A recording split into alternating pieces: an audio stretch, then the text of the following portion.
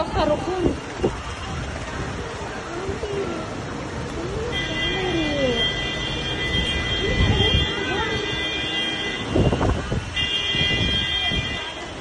అయ్యో ఆటో వాళ్ళు దిగనే వెళ్ళిపోకూడదా?